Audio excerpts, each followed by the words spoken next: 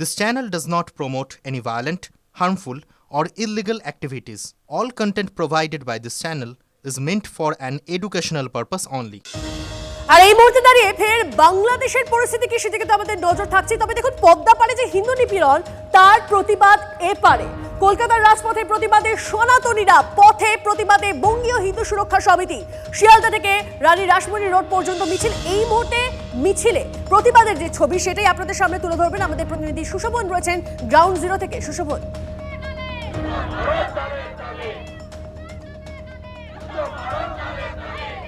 দেখো, একেবারেই যে জমায়েত, সেই জমায়েত কিন্তু হয়ে গেছে। তুমি জানো যে শিয়ালদা স্টেশন চত্বর থেকে এই যে জমায়েত, এই জমায়েতের সংখ্যাটা বাড়বে এবং তারপর আস্তে আস্তে কিন্তু রানী রাসমণির দিকে তারা পদযাত্রার মাধ্যমে এগিয়ে যাবেন এবং সেখানে তাদের সভা হওয়ার কথা রয়েছে। মূলত তুমি যে কথা বললে যে বাংলাদেশে যে বর্তমান পরিস্থিতি, সেই পরিস্থিতির কথা মাথায় রেখে এবং চিন্ময় প্রভুর যে মুক্তির দাবিতেই মূলত তাদের এই আজকে আপনাদের যে জমায়েত, সেখানে মূল বার্তা কি এবং কোন বিষয়টা আজকে মূল বার্তা কি?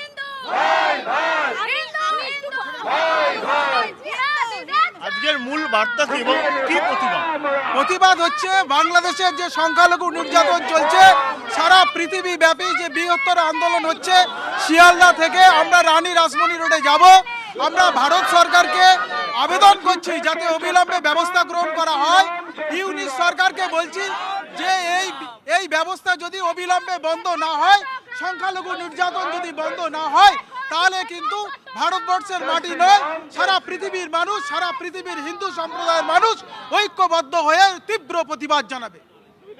বুঝতেই পারছো যে আগেও যেমন প্রতিবাদ হয়েছিল, আজকেও তার অন্যথা নয় এবং আজকেও কিন্তু এই যে প্রতিবাদ, সেই প্রতিবাদ রানী রাসমণি রোডে যাবে এবং সেখানে তাদের যে একেবারে যে কর্মসূচি, নির্ধারিত কর্মসূচি অনুষ্ঠিত হবে। একদম সুশোভন, অবশ্যই আমাদের সেদিকে নজর থাকবে। অর্থাৎ এপারে প্রতিবাদ চলছে, সেই ছবি আমাদের প্রতিনিধি সুশোভন তুলে ধরছেন এবং তার পাশাপাশি আরেকদিকে যে ছবি আপনারা দেখছেন, সেখানে দেখতে পাচ্ছেন আপনারা বাংলাদেশে হিন্দু নিপীড়ন চলছে এবং সেখানেও প্রতিবাদ।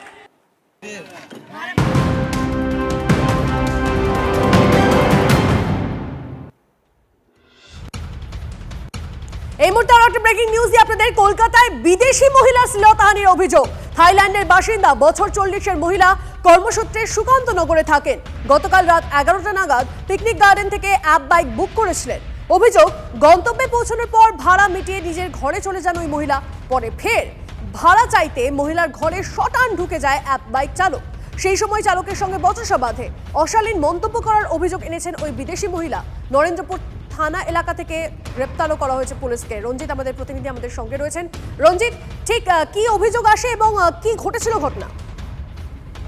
যেটা পুলিশ সূত্র মারফত আমরা খবর পাচ্ছি যে থাইল্যান্ডের মহিলা নাগরিককে শ্লীলতাহানি করার অভিযোগে গ্রেপ্তার অনলাইন স্কুটি চালক সোমনাথ মহান্তি এবং তাকে নরেন্দ্রপুর থানা এলাকা থেকে গ্রেপ্তার করলো বিধাননগর দক্ষিণ থানার পুলিশ এবং তার বিরুদ্ধে শ্লীলতাহানির অভিযোগে তাকে আজকে বিধাননগর মহকুমা আদালতে পেশ করা হবে, এমনটাই কিন্তু পুলিশ সূত্র মারফত খবর। এবং যেটা মূলত পুলিশ সূত্র থেকে আরো জানা যাচ্ছে যে থাইল্যান্ডের এই বাসিন্দা, বছর 40-এর মহিলা, কর্মসূত্রে সুকান্তনগরে বসবাস করেন এবং গতকাল রাত 11টা নাগাদ পিকনিক গার্ডেন থেকে একটি উবের ক্যাব বাইক বুক করেন এবং তারপরেই সে পিকনিক গার্ডেন থেকে সরাসরি তার বাসস্থান অর্থাৎ সুকান্তনগরে আসে এবং সেখানে ভাড়া হয় 72 টাকা এবং সেই টাকা কিন্তু তার যে পেছনে যে হেলমেট ছিল সেই হেলমেটের মধ্যে রেখে তিনি ওপরে চলে যান। এরপরেই এই স্কুটি চালক সোমনাথ মহান্তি বেশ 15 থেকে 20 মিনিট পরে তিনি সরাসরি ওপরে চলে যান সেই মহিলা। সেই সময় সেই মহিলা জামা কাপড় পরিবর্তন করছিলেন এবং ফটাং তার ঘরে ঢুকে যান। এরপরেই বাকবিতণ্ডা শুরু হয় এবং বেশ বোঝা যাচ্ছে রঞ্জিত, বোঝা যাচ্ছে পরিস্থিতি। এবং যদিও এই ঘটনা ইতিমধ্যে পুলিশ ওই যার বিরুদ্ধে অভিযোগ তাকে গ্রেপ্তার করেছে। পরে খবরে আসি, অনুব্রত কাজলদের গড়ে সমবায় ভোটে ধাক্কা তৃণমূলের।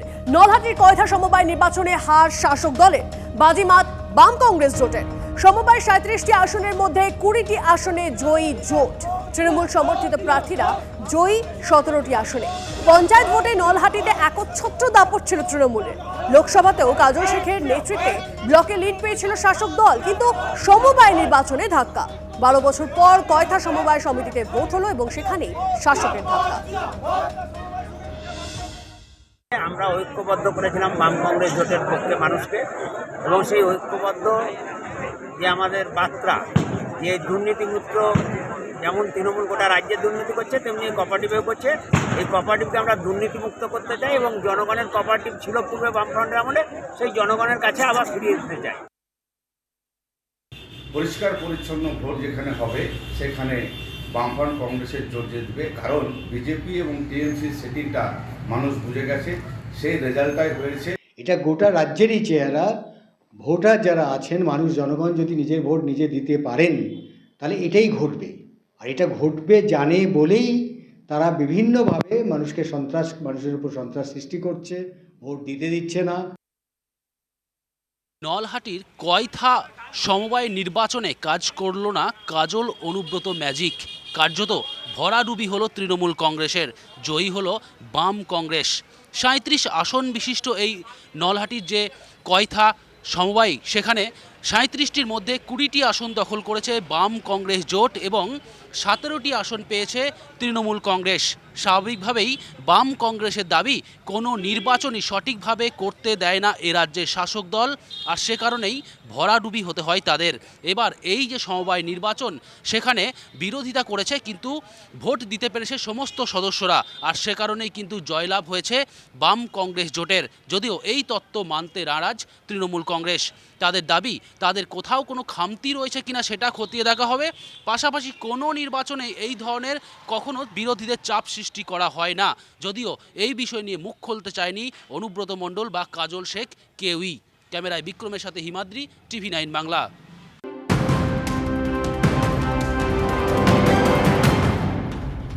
এই মুহূর্তে একটা বড় খবর আসছে আপনাদেরকে জানিয়ে রাখি। সিবিআই মামলায় অস্বস্তি বহাল সুজয় কৃষ্ণ ভদ্রের।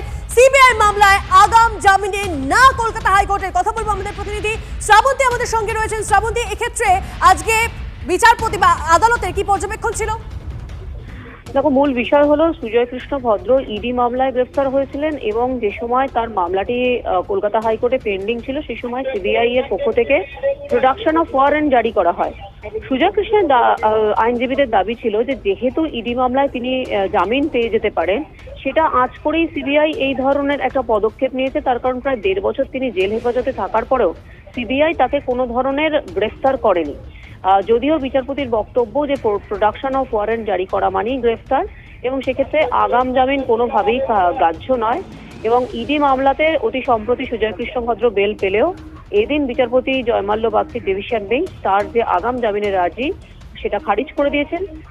সেক্ষেত্রে প্রাথমিক নিয়োগে যে গ্রেফতার হওয়া সুজয় কৃষ্ণ, তার অস্বস্তি এখনো পর্যন্ত বহাল রইল। বেশ, ধন্যবাদ শ্রাবন্তী। পৌষ সংক্রান্তির পরে তৃণমূলে বড় সড় রদবদল, সাংগঠনিক রদবদল হবে বিভিন্ন জেলায়, মন্ত্রিসভার রদবদলও হবে ওই একই সময়। 15 থেকে 23 জানুয়ারির মধ্যেই রদবদল প্রক্রিয়া সম্পন্ন হবে তৃণমূলে। রদবদলের জন্য তালিকা দিয়েছেন অভিষেক। পাশাপাশি দলে এখন প্রবীণদের প্রাধান্য। সমন্বয়ের রাস্তায় হাঁটবেন মমতা বন্দ্যোপাধ্যায়। পৌষ সংক্রান্তি পেরোলেই বড় সড় ঘোষণা তৃণমূল কংগ্রেস দলে। যেটুকু জানা যাচ্ছে যে আগামী 15 থেকে 23-এর মধ্যেই নতুন রদবদলের তালিকা প্রকাশিত হতে চলেছে তৃণমূল কংগ্রেস দলে এবং একই সময়ে মমতা বন্দ্যোপাধ্যায়ের মন্ত্রিসভাতেও রদবদল হবে।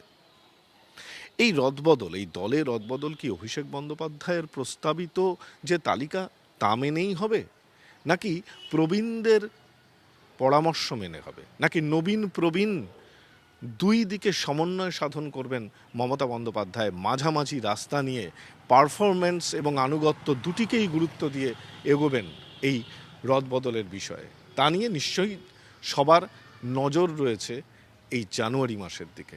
নতুন বছরের একেবারে 15 থেকে 23-এর মধ্যেই এই বড়সড় রদবদল হতে চলেছে তৃণমূল কংগ্রেস দলে এবং মমতা বন্দ্যোপাধ্যায়ের মন্ত্রিসভায়। ক্যামেরায় কুণাল গাঙ্গুলির সঙ্গে সৌরভ গুহ, TV9 বাংলা, কলকাতা। পরে খবরে আসি।